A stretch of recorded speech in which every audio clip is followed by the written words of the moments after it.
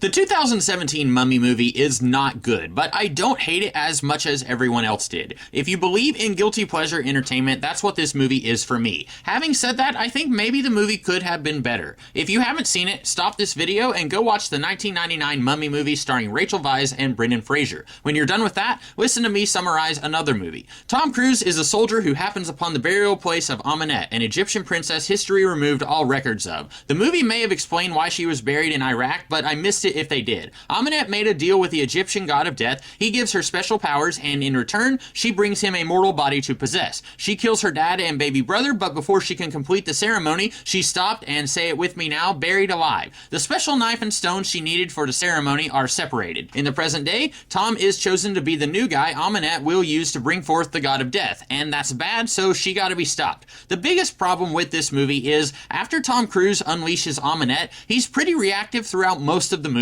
Amenet's in his head telling him where to go, his zombie BFF is in his head telling him where to go, Dr. Jekyll and Prodigium are telling him what to do. It's not until the final 5 minutes that he becomes proactive again. Generally, you want your main character to take action, do stuff. Preferably, the plot unfolds because of the actions the character takes. Evie Carnahan reads from a book, that wakes up a mummy. He hunts down a group of people to regain his life force, and he wants to reincarnate his bride in Evie's body. Everything that happens can be traced back to that dig at Hamunaptra. When Imhotep is killing those other guys, Rick, Evie, and Jonathan try to protect them because they aren't too keen on Imhotep ruling the planet and killing Evie to bring back his girlfriend. Even if you're just here for the sexy explosions, you should still have a protagonist who protags. The second biggest problem is that the movie breaks the rule of show don't tell. Blonde Lady tells Tom Cruise that she knows deep down he is a good person. Despite the fact that he is a grave robber, he sells his finds on the black market, he stole from this lady he claims he cares about, his actions very nearly got his friend killed, then led to his friend dying later anyway. In a dangerous situation, he's ready to leave the woman he claims he cares about so he can get to safety. When Blonde Lady says there's good in Tom, I would have liked to have seen that for myself. Maybe when Tom's buddy calls in the airstrike, Tom could see innocent civilians who are about to die because of his treasure-seeking habits, and he pushes them out of the line of fire, nearly taking a bullet to save them. It's not great, mostly because he put them in that danger in the first place, but it shows that when the chips are down, he is kind of decent. Let's see him make this journey the movie tells us he made. Parallel Tom Cruise with Amenet. She was willing to kill a baby to rule a kingdom. He's willing to get his friend killed to steal some treasure. It's not exactly a one-to-one, but it's pretty close. Make their self-serving natures the thing that links him to her instead of him freeing her. When he sees the horrors she unleashed in pursuit of her goals, he rethinks his own actions. Not only would character be informing plot with Tom Cruise releasing Amenet, but plot then informs character, as what she is doing prompts changes in Tom's actions. What would my version of this movie look like? Of all the mythologies, Egyptian lore is the one I'm least familiar with, but even I can tell you, despite what this movie says, Set is not the Egyptian god of death. That was Osiris's turf. You can either do 1 minute of research and do a control find on your script and change Set's name to Osiris and keep the rest of the plot, or you could keep Set as Amenet's benefactor, since Set was the god of chaos and violence. We've already seen a mummy raise an army of the dead a few times, so do something new this time. Set just wants to watch the world burn, that's why he gives Amenet a power boost. But why does she need him? You don't need supernatural aid to kill a baby. My understanding of Egyptian history is that pharaohs were believed to be gods. Maybe they knew better but thought it was easier to rule over the little people if they kept this illusion that they were gods. I know gods dipping their junk in the human inkwell was more of a thing in Greece, but what if Amenet is a princess but she's also the daughter of a god, maybe Horus, and her human daddy doesn't like the idea of passing the throne to her because she's not his kid? This isn't fair. I can use my godliness to help humanity, create an age of peace under my long reign, but human daddy is having none of it. She asks some of the gods for help, no dice, except for Set. He would like to make some noise. I will give you a kingdom, but you will have to destroy this one first. Then we'll make our own kingdom. You'll be the mother of a new race of godlings, and nobody will get in your way.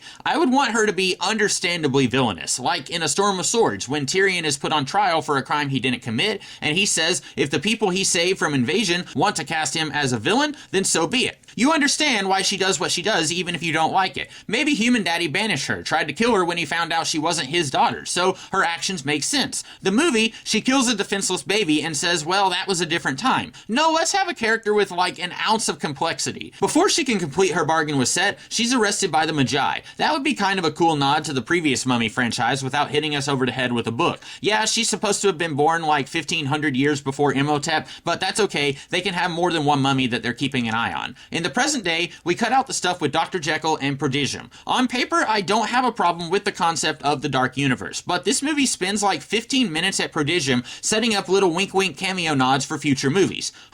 This walking through a lab with stuff in it looks familiar. It's probably nothing.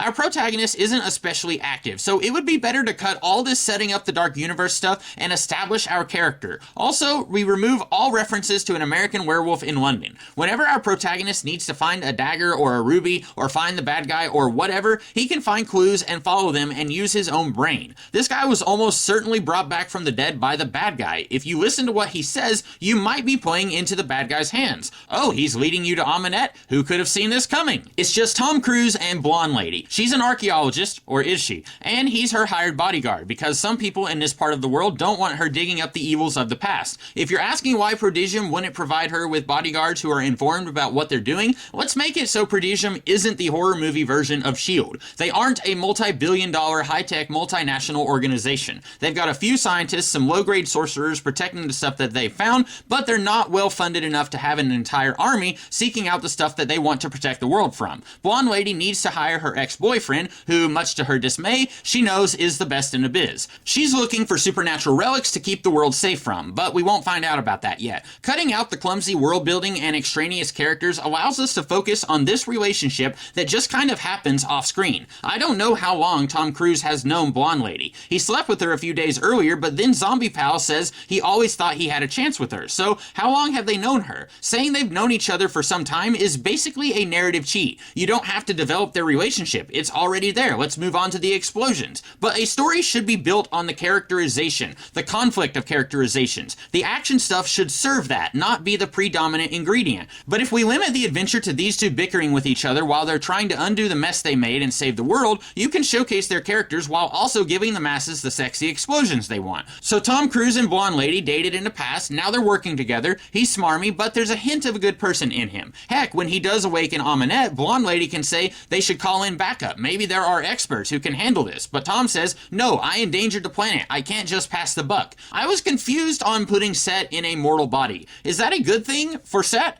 If he's able to give Amunet a power boost, why does he want a mortal body? And later, Amunet says this wouldn't kill Tom Cruise, but give him eternal life and the power to bring back people from the dead. When Tom stabs himself with the ceremonial dagger, he is basically his old self. There is no sign of Set. How did this happen? Was Set always going to get a raw deal with this bargain? Or was Amunet lying, and if she had stabbed Tom, Set would have taken over Tom's mind? Or is Set in the back of Tom's mind at the end, waiting to subsume his will? I get the feeling when hammering out the story, everybody knew where they wanted it to end, and just kind of swept the details under the rug, even when the how to get there made no sense at all. And this wouldn't have been that hard to fix. The Mummy Returns says whoever kills the Scorpion King gets control of his army. Do something like that. Whoever spills the sacrificial blood controls the abilities of Set. Amunet was in Set's debt, so if she had stabbed Tom, this would have fulfilled their contract, and Set would be ready to bump uglies with Amunet to start a new kingdom. It's a little sloppy, but not nearly as much as what the movie didn't explain. Once you reframe the movie's priorities, outside of the opening with Amunet, you wouldn't have to change that much of what the movie did on paper. Tom wakes up an evil mummy, she wants to kill everybody, and, at least in her mind, she feels like she is justified in her actions instead of her wanting to kill Blonde Lady just because she's evil. Tom and Blonde Lady set out on a whirlwind adventure to stop the bad guy. They have to get the items in the quest before she does. She gets the ruby while they get the dagger. Then she says, hey, I'm reasonable. If you give me the dagger, I won't kill everyone. They don't trust her, but if they don't give in, she will start killing everybody. Because while she's no god of chaos, she is stronger than the average bear. So Tom gives in, but she was lying. Blonde Lady dies in the mayhem. Tom betrays Amunet and stabs himself, bringing the powers of Set under his control. And he somehow defeats Amunet. Tom leaves Blonde Lady because he can feel this evil festering inside him, and he doesn't want to accidentally hurt her. Then you do a tease of Prodigium.